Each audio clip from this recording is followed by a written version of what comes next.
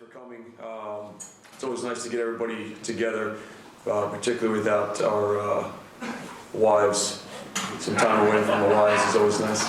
But I'm actually going to bring up our freshman coach, Frank Maggio, to kind of introduce Coach and tell you kind of what's going on. Frank.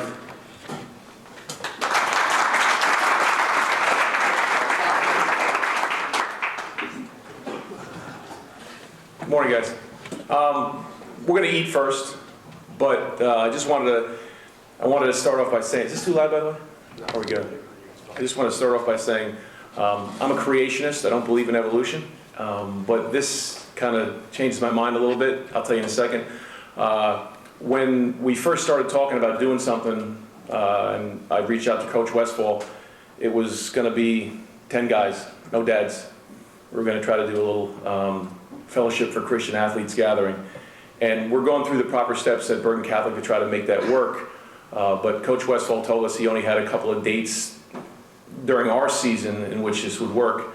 So this has evolved from a group of 10 guys getting together, maybe doing a small Bible study, to fathers and sons getting together. And I think it's really important that dads are here today. I was at a church service a number of years ago, and the pastor, he was challenging the dads of our generation, of which I am one, to not miss the opportunity to pass the spiritual torch to your sons. And many in our generation have kind of done that. You know, we just kind of move it along and just take things for granted. So I really applaud you dads that are here today that took the time to come. And I would challenge our players to open their hearts and their ears to what Coach Westphal has to say to them this morning. Before we start, we've got a whole bunch of food over there that we'll go and enjoy in a moment. Big shout out and thanks to this Koriak family for providing all that food and bringing it in this morning. So please give them. Yeah, great, thank you. And as is my norm and should be ours, let's just take a moment and give thanks for our food, and we can go over and enjoy it, and then Coach Westphal will be up in a moment. Father, we thank you for this opportunity to gather together. We gather together in your name, Lord. We enter into your gates this morning with thanksgiving and into your courts with praise. We thank you, Lord. According to your word, you inhabit the praises of your people. So we're here, Lord, to gather in your name. I pray that the way we conduct ourselves and the way we interact this morning would bring glory to you. We thank you for this food that you have so graciously provided for us, Lord. Father, we bless it to our bodies. Use it to nourish and strengthen us, that we would continue to find, fulfill, and pursue your will for our lives. We pray these things in Jesus' name. Amen. So I'm going to ask the dads would go up first. And once the dads are all well fed and have their coffee and everything, then the players can go up. We're going to move along a little bit here. Want to be sensitive and respectful to Coach Westphal and his time this morning. For those of you guys who don't know, the Nets played an away game last night, so they flew in late. Got in. What time did you get in? Pretty early, 1. 1 o'clock early. For some, that's early. I was sleeping for 3 hours at that point, but got in early and is here this morning. So we want to be respectful for his time. He's got another game later this evening. By a show of hands, I know the kids aren't going to raise their hands. How many of you guys remember, dads remember, there's only going to be a couple, Game 5, 1976, Suns, Celtics. Anybody? A couple guys? Yeah. So I did send everybody the video link. I think, Billy, did you send that along or no? Yeah. So if you haven't already seen it, it's some great highlights of a great game, probably the greatest game I've ever seen. Coach Westphal had the opportunity to not only play in arguably the greatest game, but also to coach in the greatest game ever played. 2 games he coached, 93 Suns, Game 3 against the Bulls. Or was it? Yeah, triple overtime game. Suns won that one. They did lose the game with the Celtics. But the one thing I remember about that game wasn't so much the wins and losses. I was a young kid watching the game. What I remember is the extraordinary effort by Coach Westphal. I think he had 25 points in the game, but it was the way he left everything on the floor. It was a triple overtime loss. Celtics were up big the whole game. Suns made this miraculous comeback. Gar Hurd hit a shot to send the game into overtime. It's a long story. You have to watch the video. But it was the extraordinary effort by Coach Westphal, and it was cited, interestingly enough, by a then young Brent Musburger, who said, "This is the greatest effort I've ever seen."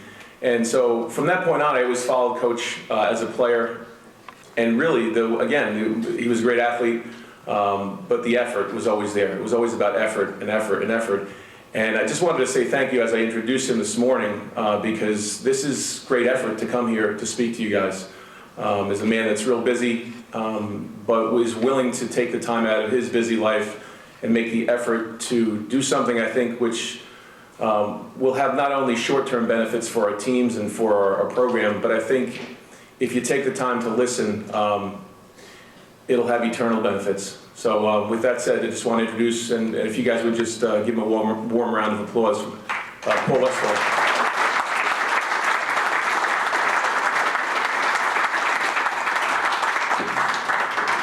Well, thank you, Frank. That was probably overhyped.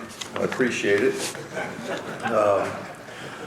I got to come to your game, Bergen Catholic's game Tuesday night. It was a tough loss, and it was fun to go to a high school game and see how hard everybody played and how much everybody cared, and what pride you guys have in your program here. So dads and kids, you got a lot to be proud of, and it's really fun to see that.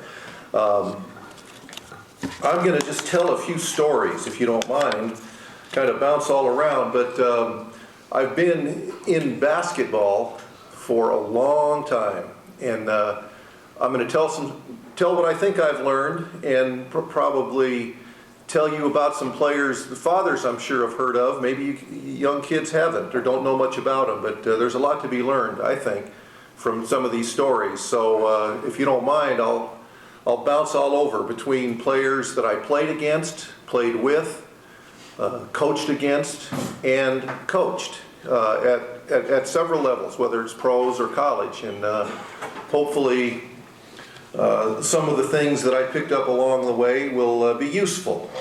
Now, a few years ago, so I'm sure it's worse now, but a few years ago I went to get ice cream with my son, and his cone fell on the ground, and so he went back in line to get more ice cream so he could eat some. And mine was ready and it was hot, so I went and sat down. I'm sitting over at a table, this little ice cream place outdoors, eating my ice cream before it melted, and my son was in line. And after he replaced his ice cream, he came back and he sat with me. He goes, "Dad, it was see that guy sitting over there with his son?" And I said, "Yeah." He says, "Well, I was in line with them, and he recognized you, and he pointed over to you, and to his little 8-year-old. He said, 'Hey, see that old guy over there eating ice cream, sitting by himself at that table?'" And the kid goes, "Yeah." He goes, "Believe it or not, he used to be a good basketball player." Killed me. It was the believe it or not that killed me. But anyway, time happens. And I remember after I got traded from the Celtics to the Suns, and I started out my career with the Boston Celtics, played there for 3 years, and I got traded to the Suns. And I was the third guard with the Celtics. And when I went to the Suns, that was when I first started getting a chance to play as a starter in the NBA, but I hadn't done anything in the league, really. And I was getting interviewed before the game. We were going to play against my old team, the Celtics. And the guy who was interviewing me was doing color for the Celtics broadcast in those days. And his name was Bob Cousy. Now, parents remember the name Bob Cousy. Well, Bob Cousy was the man who brought the behind-the-back dribble and the no-look pass to the NBA. His nickname was Mr. Basketball. I mean, he was the first, star point guard, and he revolutionized the game. He brought, everything was supposed to be two-hand set shot and balance and all this, and Cousy would come in and throw these things behind the back, and everybody thought he was a hot dog, but they won. And now people have a lot more freedom of expression in basketball, and one of the reasons is because of Bob Cousy. He was Mr. Basketball. Well, he'd been retired, and Hall of Fame player for sure, and he was interviewing me, and I hadn't done anything, but I had a uniform. I was on the Phoenix Suns, and so he was interviewing me, And there was these people sitting around watching the interview. And when the interview was over, they wanted an autograph. And so I'm thinking, oh, these people, they want to get Mr. Basketball's autograph. And they were just shoving him aside. They wanted my autograph. I hadn't done anything. I never did as much as Bob Cousy did. Nobody ever called me Mr. Basketball. But he was just some old guy in a suit. To them, you know, they didn't know. I had a uniform and they wanted my autograph. It's just crazy how fast things turn. So, you know, just kind of keep that in mind. Let's talk about some of the experiences I had playing in the NBA. The greatest players I ever played with were John Havlicek and Dave Cowens. Cowens was a center on the Celtics, and Havlicek is an all-time great, one of the leading scorers of all time. And you know, people say, "Oh, could those guys play today?" Yeah, they were MVPs then, and they could be MVPs now. That's how good they were. But I grew up; those were the best players I ever played with. I came in and played against Wilt Chamberlain. That's how old I am. Played against Wilt the Stilt. And I'll never forget, first of all, he averaged 50 points a game one year. And a record that's even greater than that is he averaged more than 48 minutes per game. Because they had some overtime games. The game's only 48 minutes long. He averaged more than 48 minutes. He played every second all year. He never fouled out. They never took him out. They saved a lot of money on a backup center. But Wilt was unbelievable. And played against him. Played against Kareem Abdul-Jabbar, who was just unstoppable force.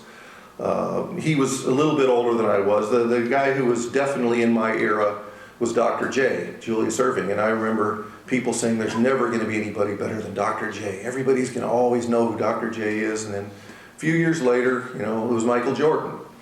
And he was the greatest. But I played against him. I played against Wilt at the end of his career and Michael Jordan at the beginning of his career. So that's where I fell in the chronology of the NBA. I coached Charles Barkley. You guys ever heard of him? Probably have. You know him now as just some, you know, fat guy on TV, you know, saying crazy stuff. But he was the MVP of the league the year I coached him. He's 6'4", and he could get any rebound he wanted to get. He was the most amazing power forward you've ever seen. And the greatest power forward of all time is Karl Malone, in my opinion. And people say, well, what about Tim Duncan? Well, Tim Duncan's a great center. And just because you call him a power forward doesn't make him a power forward. He could play power forward. Karl Malone was a great power forward who just was a true power forward who could play center. But for whatever that's worth, Karl was dominating the West when we traded for Charles. And they said, Charles, you know, you're coming out west now. Karl Malone's been dominating, scoring 30 points, getting 15 rebounds every game. He's the best power forward anybody's ever seen. How are you going to match up with Karl Malone? And I'll never forget Charles' quote. He said, tell Karl there's a new sheriff in town. And he came out, and we dominated the Jazz. He guarded Karl one-on-one and said, don't help, I got him. At 6'4". He was an amazing player. Charles was just as funny then as he is now, though. And I remember he's a player that couldn't concentrate unless something really mattered. Like if he was playing against a guy named David Wood, who was just he was a player who was in the NBA because he played hard and he wasn't very talented, but you had to respect him because he played so hard. Except for Charles couldn't make himself concentrate. David Wood killed Charles Barkley every time they played because Charles couldn't make himself play hard. But when Dennis Rodman came to town, Charles would get 25 rebounds because he knew how to up his level. But the crazy thing about coaching Charles is he was such a clown then, just like he is now. He was terrible at playing against the pick and roll because he didn't like giving that much effort on defense. But Stockton and Malone came to town. John Stockton and Karl Malone, the greatest pick and roll tandem ever. And you know, this is what you had to do to coach Charles. You know, we'd say, okay, Charles, we're playing against Stockton and Malone tonight. They like to run the pick and roll. We've got 5 different ways we can defend the pick and roll. We can switch, we can push it baseline, we can double team, we can make him use the pick and show and get back. You know, we have these different ways to play it, but you always mess it up, Charles. So I'm not going to tell you how we're going to play the pick and roll tonight. I'm going to ask you, how would you like to play the pick and roll? And Charles goes, okay, let's push it baseline. Okay, tonight we're pushing the Stockton and Malone pick and roll baseline. So the first time they come out and run it, Kevin Johnson gets up on Stockton's shoulder and tries to push him baseline. And Charles is supposed to be down there waiting. But Charles was up on the shoulder guarding Malone like it was it wasn't where he's supposed to be. Stockton sees it, dribbles in, makes a layup. Go, timeout. Charles, you said we're going to push it baseline, and then you didn't push it. KJ did it, and you weren't there. What's wrong? He goes, let's don't do that. Let's, I'll show. You make him use the pick, and I'll show and help KJ through. He goes, okay, let's do that. So KJ gets and tries to make him send him toward the pick. Charles is back down like if he was pushing a baseline.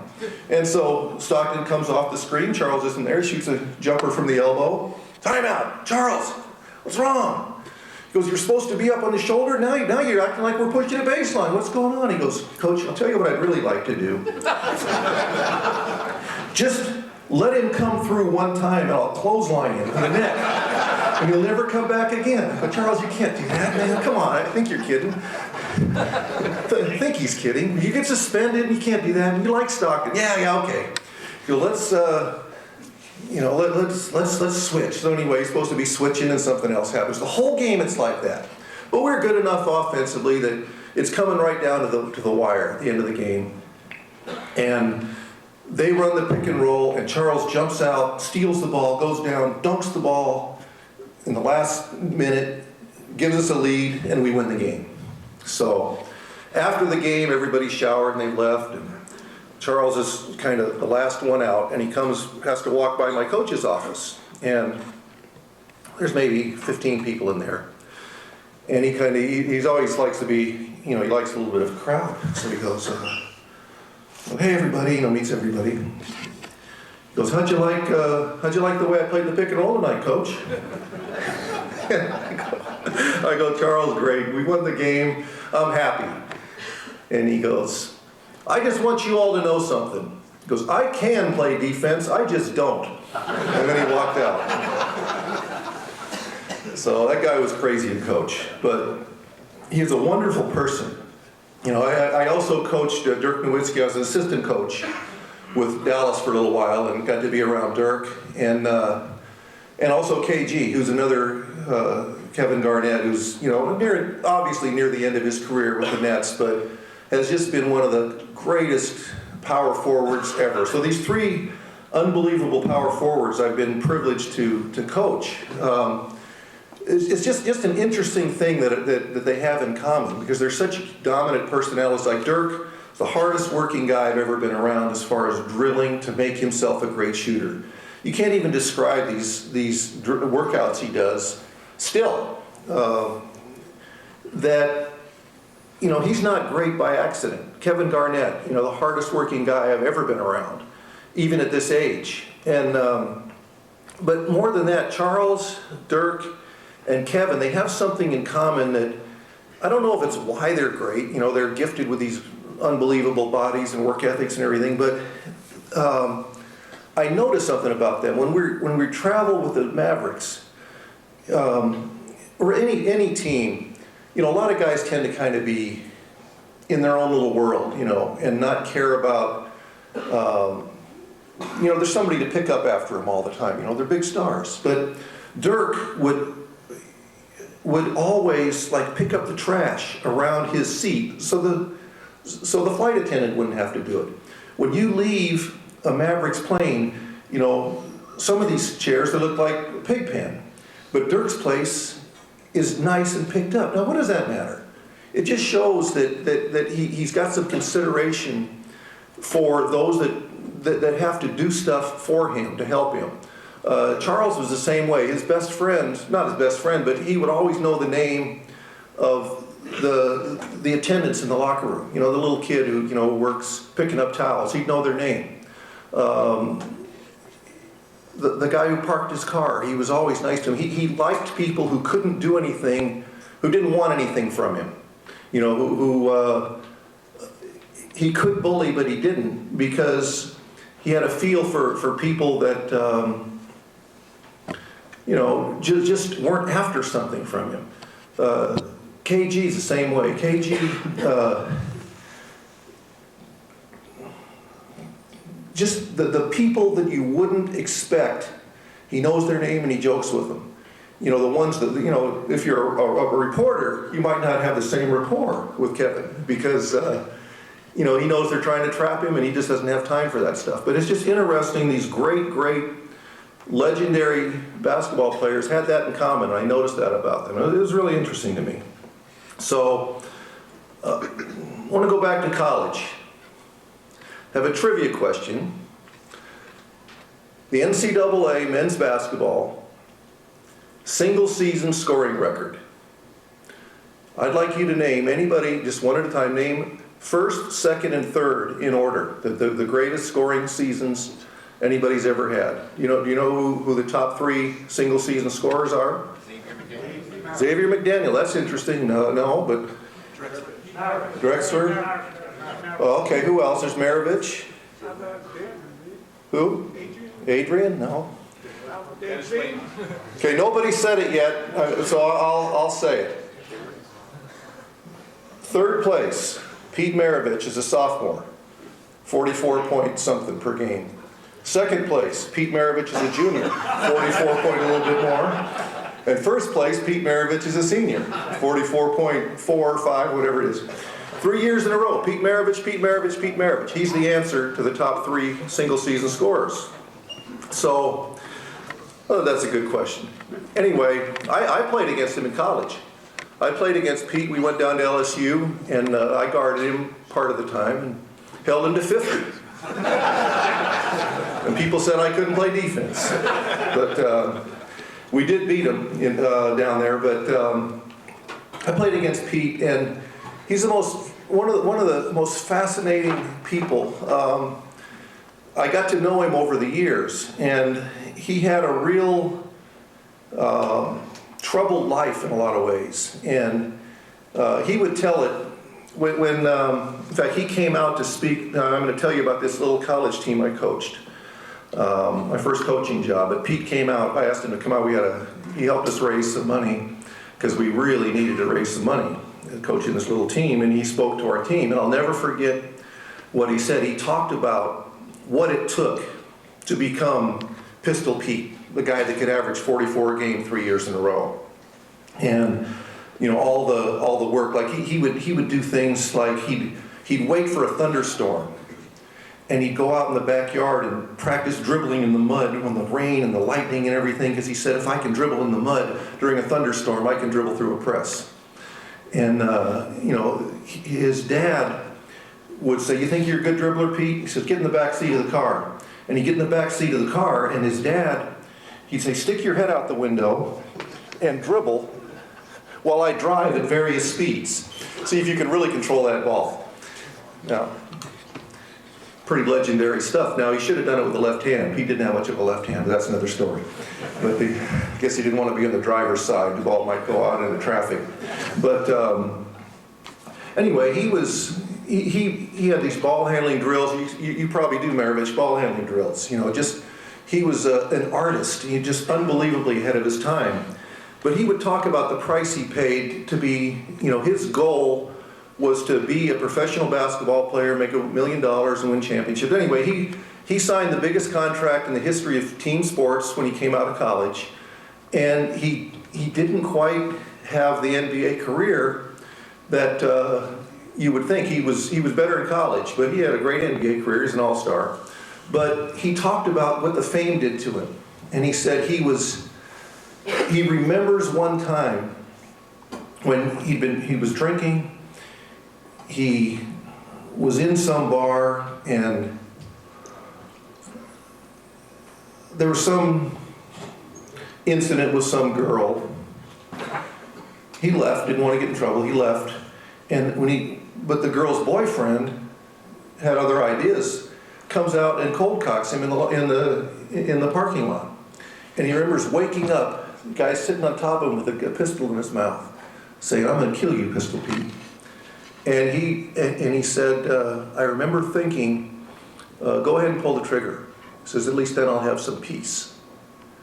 And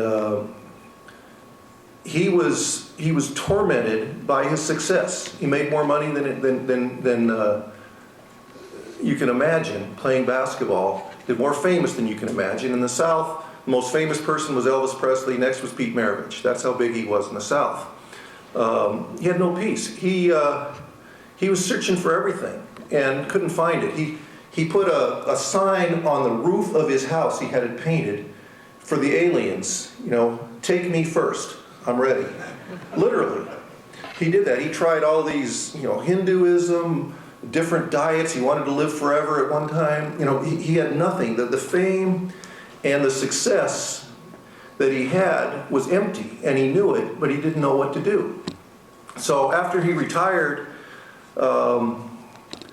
he had an experience with the Lord that changed his life. And he turned his life over to what he decided he was going to do, is go talk to kids about what's important in life. And he found that in the scriptures.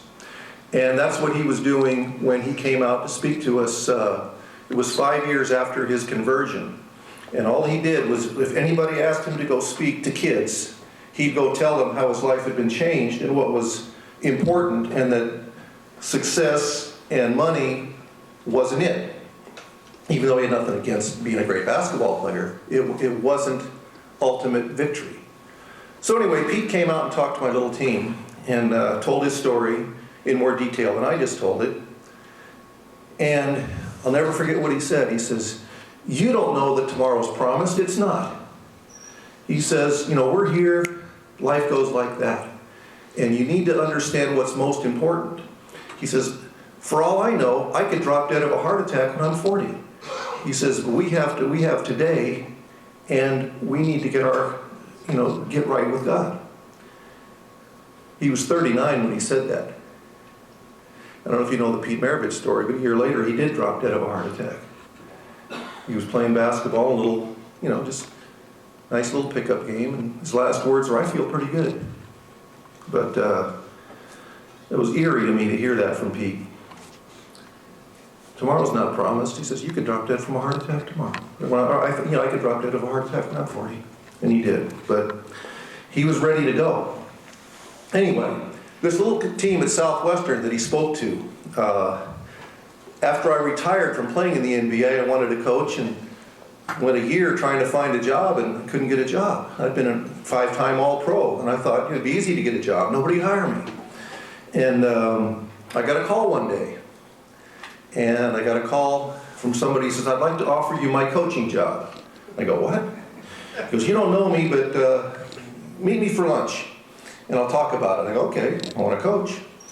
So this guy says, I met him for lunch, and he says, "I want to offer you my coaching job." I go, "You said that before, that doesn't make sense." He goes, No, I'm the coach at Southwestern Conservative Baptist Bible College, and it doesn't pay anything, and the president won't let me quit unless I get somebody to take my place. So I want to offer you my job. That wasn't exactly what I had in mind. And I found out about this little school. It had 200 students, and 150 of them were girls, and they were all sitting there trying to be elementary school teachers or choir directors or something like that. And half the basketball team was in the choir. And I go, "Where do you practice?" "When do you practice?" "Well, we practice Tuesdays and Thursdays outdoors at Roadrunner Park." This is in Phoenix, and it's like outdoors in the summer. It's like 100 degrees, and they're practicing outdoors. And yeah. "Well, why only Tuesdays and Thursdays?" Well, because we have choir the other days." Oh man, is this a coaching job? But anyway, I decided to take it, and because they promised us we could give 5 scholarships. And so I said, "How'd you do last year?" They said, "Pretty good. We won 3 games." And I'm going, great. So anyway, I get this job, this little dinky school, and when I met with the president, he said, you know, you're well known in Phoenix. You know, I really hope that you could help us get this school a little bit well known. Maybe we could get a gym built. We could use it as, you know, for concerts and stuff. You know, it's all about the choir at that school. But and I said, well, you know, I'll be glad to help if I can, but I want to. If we qualify for the national tournament, it's in Bristol, Tennessee. It's the National Little College of America tournament. That's what it was. If we qualify, you have to pay for us to go. It would cost like $10,000, and you know the school didn't have that kind of money. But he said, okay. You know, he's figured I might help him with the building program, but at least you know he'll never have to pay because they only won 3 games the year before. How are they going to go to the national tournament? So I took the job, and I had to find some players that weren't in the choir. So we recruited some players that were decent players for that level. But I was always looking. And I see a kid walking on campus. First he drove up and parked his car. It was like a 1962 Chevy Nova. He barely ran. He paid $60 for it. But he drives up, gets out of his car, and I said, "Are you a student here?" And he said, "Yes, sir." And I said, "Is that your car?" He said, "Yes, sir."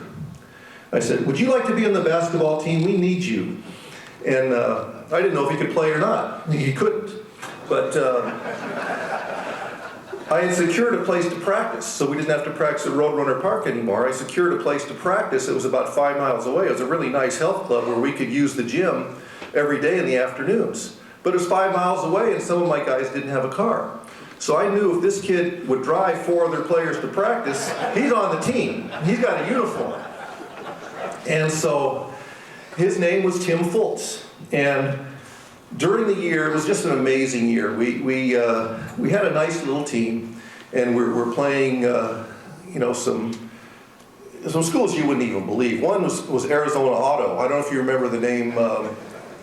The greatest player they ever had was Mark Eaton, who ended up being an all-star center for the Utah Jazz, a great shot blocker. But when he came out of high school, he was a 7'4" geek, and he went to Arizona Auto, and he was going to be an auto mechanic because he couldn't play. He wasn't any good. But so he's an alumni of Arizona Auto, and by the way, they didn't have uniforms. They had yellow shirts, and they wrote their numbers with marker pen. But that's who we played, and we played American Indian Bible College. And we played our hated crosstown rivals, Arizona College of the Bible. And that was funny. Anyway, during the year, there were some pretty good teams in our conference, and nobody expected us. One team beat us by 40 points at our place and 60 points at their place, and they had a gym, and they were really good. And you know, nobody figured we could beat them, but we get somehow to the finals of our conference tournament. And we did it by beating this really good team. We spread the floor, we got a lead, and they had to foul us, and we were making our free throws, and you know, we ended up upsetting this team that had beaten us by an average of 50 points a game. So now we're in the finals against our hated crosstown rivals, Arizona College of the Bible. And if we win this game, the president's going to have to whip out 10 grand for us to go back to the national tournament in Bristol, Tennessee. I'm not sure if he's rooting for us or not, but we ended up winning 20 games, and if we have a chance to win this game, we're going. Well, during the year, I'd only played my 5 guys that we recruited, who were scholarship players, and 1 player who was a good walk-on, who was good enough to put in the game and be a decent player. And then I had all these guys from the choir, and I had Tim, who had a car. That was my bench. We didn't have much depth. But during this game, biggest game of the year, we have a nice little lead. You know, we'd split with the team during the year, so it figured to be a close game. And it was coming down to the last minute, and we have about a 7-point lead. That's kind of how the game had been. We had about a 6 to 10 point lead the whole game. Leading by 7 going to the last minute. And out of my 6 guys that had ever played when the game mattered, 1 of them fouled out. It's okay. A couple seconds later, another one fouled out. So I had 4 guys, and I asked the official, I said, can we just finish the game with 4?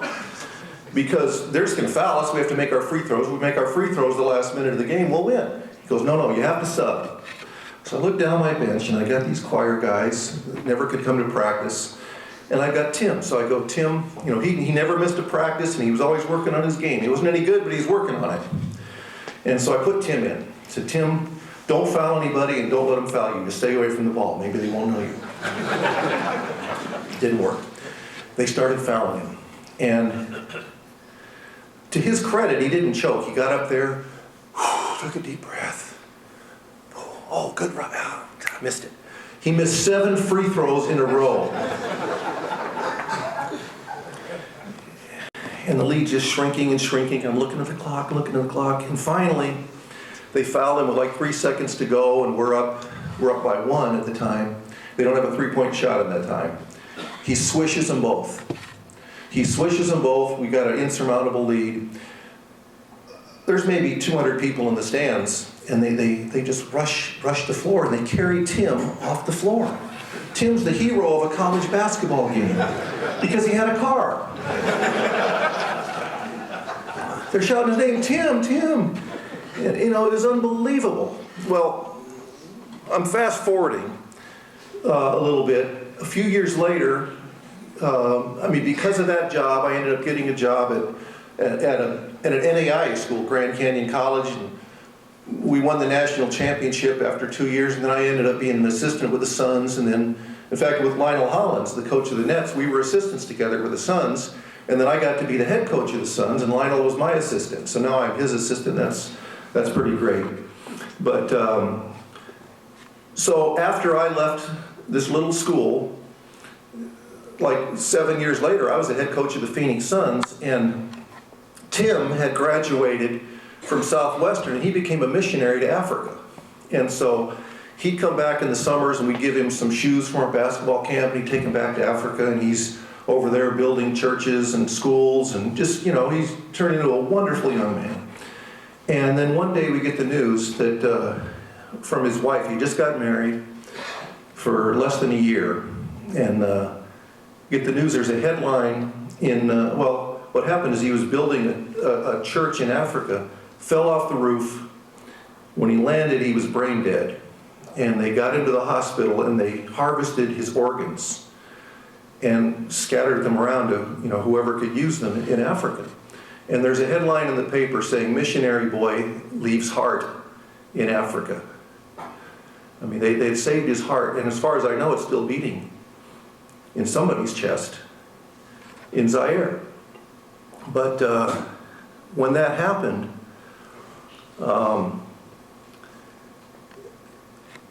people started remembering, what kind of mattered. And there was a fundraiser that ended up getting the gym built at this little school, and they named it after him. It's the Tim Fultz Memorial Gym. He certainly didn't sign up to die in order to get a gym. But the way he lived his life, he's a hero of a college basketball game, got a gym named after him, because he was willing to just do whatever he could to help. And I remember his father speaking at the memorial service. His father said, Tim, when we go out for family walks, he had a big family. He wasn't the oldest, but he would always get out ahead. And he would kind of say, come on, let's go. And they said, and the father said, that's what Tim's doing now. He's kind of out ahead, showing the way to heaven. He believed in the Lord. He built his life on believing what the Bible had to say. And, he knew that life goes like that. And certainly nobody wanted him gone. But he knew what was important. And that's kind of what I want to share with you, is that I remember when I could dunk. You guys can't believe it, but I could. Like this. it goes. You know, Bill Russell, if not the greatest player of all time, the greatest, the most successful NBA player of all time. Because his team, he was the key player. They won 11 championships in 13 years. Nobody had more success than that. He tried to win, he won. He said, the funny thing about basketball, he goes, there's no ultimate victory. You know, you win one year, and then you got to come back and win the next year. Then you do it again, you got to do it the next year. And he says, and then if you lose one year, they go, what's wrong with you? And you got to go show them and win 4 or 5 more. He says, but there's no ultimate victory. It never ends. You know, Bob Cousy was Mr. Basketball. Then he's just some old guy. You know, Dr. J was the greatest player alive. And now, who's Dr. J? Oh, yeah. Could he dunk? You know, it's just, it goes. And this is what I wanted. So, Pete Maravich and Tim Fultz, they passed early, but they found ultimate victory. And I just wanted to share a couple things that they, you know, the reason I talk about Pete is because he can't anymore. But I like to pass along what he passed along if I can. And so this Bible is the smallest print. It's like the Old Testament is 2 pages and the New Testament is 1. It's all 1 page. But there's a verse here, James 4:14. It says,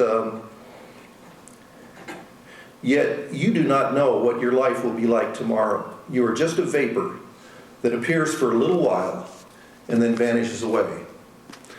You know, Pete knew that. Tim knew that. And there's another one, Matthew 6:33,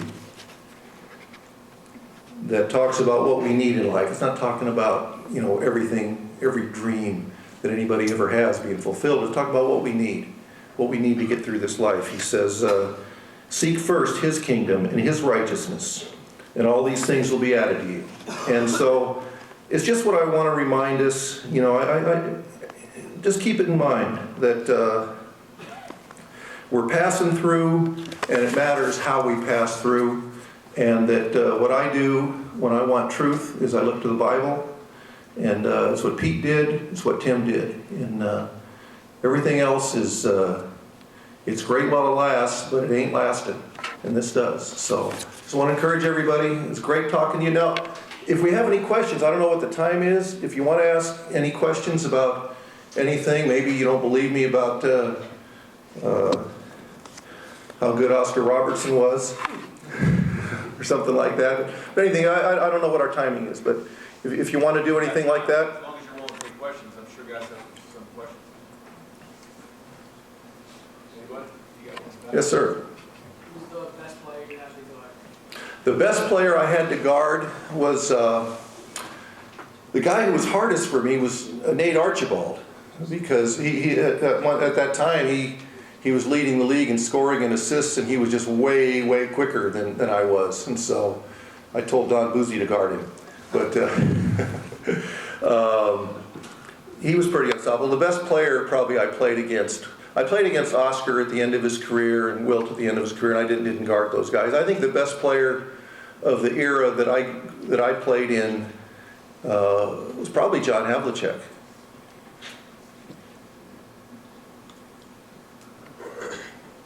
Coach, what was it like against the Knicks in the 70s? Walt Chamberlain, Walt Frazier, Reed, Earl Pearl? Yeah, it was a blast. I was playing with the Celtics, and we had, I don't know, 6 or 7 future Hall of Famers. Dave Cowens, John Havlicek, Paul Silas, Don Nelson, JoJo White, Satch Sanders, all these guys were on our team. And the Knicks had well, Phil Jackson was a sub, Dean Meminger was a sub. They had Monroe, Frazier, Bradley, DeBusschere, and Willis Reed, and Jerry Lucas. And it was when basketball was really taking off. I mean, the Knicks loved their team, and the Celtics were coming back after they had the Russell era that was gone, and then they were back on top, and there was just an incredible rivalry between the Knicks and the Celtics, and you could just feel it. I mean, we'd go into the Garden and they'd be rocking our bus, and you know, we weren't scared. We just knew they didn't want us to win, but it's the way basketball is supposed to be. You know, a little bit of passion tied in there, and it was a privilege to be a part of it. If you had to pick the greatest player of all time, who would you pick, if you could? Well, I would say because the idea is to win, take Bill Russell. I understand the different eras. I mean, the most dominant player by far was Wilt Chamberlain, but he didn't have he didn't quite know how to turn that into wins. And then probably the guy who I would say was the most accomplished, skilled player would be Michael Jordan. We were talking about Oscar, and he certainly was a front, one of the leading guys who showed what an all-around player looks like. He was fantastic. But I would say Michael Jordan, just because he's kind of the end product of what came before him, and he was completely unstoppable. I'll tell you that. Yes. How would you say the three balls changed the strategy in NBA? Oh, it's completely turned the game around. It used to be that there'd be kind of the wisdom was live by the jump shot, die by the jump shot, and if you could just pack it in and keep teams from getting layups and free throws, nobody could beat you from outside. The idea was to move and to figure a way to get closer, and now. And they had to outlaw the zone because of that. Because if you could zone, you just pack it in and it'd just be an outside shooting contest. But with the fact that if you make 1 out of 3 of your three-pointers, that's equivalent of 50%, everything changed, where you can spread the floor now without movement. Movement's better, but you don't have to have it. Before, you had to have movement.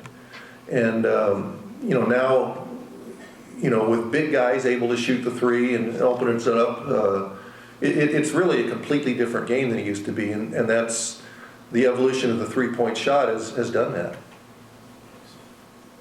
Yes? With younger kids coming to the NBA, today, the trend, right, and versus when you were there, maybe comment a little bit about their maturity level, importance of education, and things along those lines, life after basketball, kind of compare the two. Well, there have always been immature players.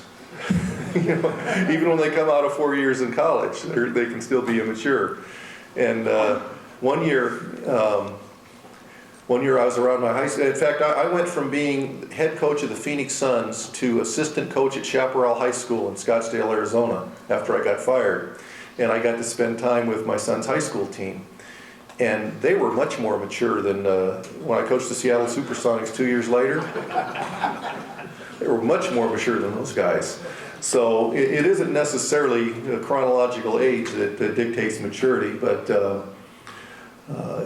certainly I think it's good for, and there's a lot of ways to learn. I think the thing I recommend to any young person is to try to... It's better to learn from other people's experience than it is from your own, if you know what I mean. If somebody's made a mistake, and you see that where their mistake was, doesn't mean you have to make that mistake to learn it. You can learn from their mistake. And so, there's a lot of ways to do that. Certainly listening to your parents and studying and moving forward according to a plan, that's a mature decision. And you'll stay out of a lot of trouble if you do that. Yeah. A similar question, but the quality of basketball now compared to your day, particularly AAU basketball, and what happens is exposed in summer programs and 8 games, 7 days. Well, I'm not one of those guys that said it was always better in the past. There's a lot of good things about being able to play basketball, but it's important to learn while you play.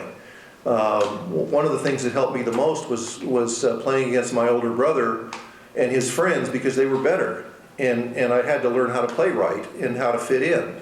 And when you only play AAU and you're always, at this level, of your own age group, you don't really learn how to play with the older kids and how how to do everything you need to do. It's almost like you just play your role.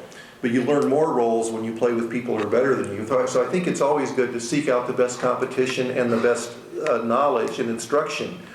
And I don't mind, guys playing a lot of games, but if they're playing a lot of games and that's all they're doing and they're not listening to instruction and they're not going to the gym on their own or playing one-on-one against somebody who's better than they are, that's where I think that I could criticize the AAU thing. But it's really important to get with your own high school and your own group and make a stand and kind of fit in an orderly way too, where you're just not running out trying to be a star, because you got to learn to play the game right. When you get to college, you get to the NBA, whatever it is, the guys that are only about themselves, they have a lot sadder experience than guys that play. Basketball is a team game. Yes? What kind of feeling you have for the kids that are coming out early as far as drafts? Well, again, I've seen people make fantastic success when they come out early, and others fall on their face. It's I don't think there's a one-size-fits-all solution to that. I know I wasn't ready. I could no more join the NBA after high school, and I set the California state scoring record. It wasn't like I wasn't a good high school player, but I wasn't ready for the NBA. And I wasn't ready after a year or two of college. I was just some skinny little kid from Redondo Beach. But, physically, mentally, emotionally, I wasn't ready. If a guy is, I can't say that it never happens. Some people have had fantastic success, but I think it's really, really rare to be able to do that. Right now, halfway through the NBA season, who do you think the most likely two teams coming from the West and coming from the East will be to meet? Oh, I guess I just, I look at Atlanta, I'm very impressed with them. And in the West, it's, you could, on one hand, I could pick Oklahoma City. On the other hand, I could say they might not even make the playoffs. That's how crazy it is out there. So let's just say San Antonio, because they did it before. And I believe in them. Who's the best coach you ever had? That's a great question. I've had some unbelievably great coaches. In the pros, almost every coach I played for is in the Hall of Fame. Red Auerbach, in my opinion, he wasn't the coach, but he ran the team, and he had been the coach with the Celtics. I don't think there's ever been a greater pro coach than him, but played for Tommy Heinsohn. He won several championships. Lenny Wilkins. Played with Don Nelson, who, those guys are right up there with the most wins of all time. Coached under Cotton Fitzsimmons. John McLeod was a great teacher and had a beautiful understanding of the whole game. Red Holtzman, Hubie Brown, played with Pat Riley. My college coach, Bob Boyd, just passed away. It was a fantastic influence on me, and I almost played for John Wooden, and I knew him really, really well. Greatest college coach of all time, hands down. So to say the greatest coach I ever played for would be impossible given that bag. But probably the coach I enjoyed playing for the most, you never heard of. It was my high school coach, Ken Brown, and he was a genius. But he was happy to coach high school. It was great. Yes. What level of basketball, when did you have the most fun playing? High school, college? That's the great thing about basketball. I have loved every single year. I'd say the three greatest years I had, couldn't even say three, maybe my senior year in high school, I wouldn't trade it for anything. The year we won the championship with the Celtics, the year we went to the finals with the Suns as a player, and then as a coach, coaching Barkley, and the year that I coached Tim Fultz at Southwestern with, just the smallest of small college levels you get, and the year coaching, as the assistant coach of my son's high school team. That's like 7 years.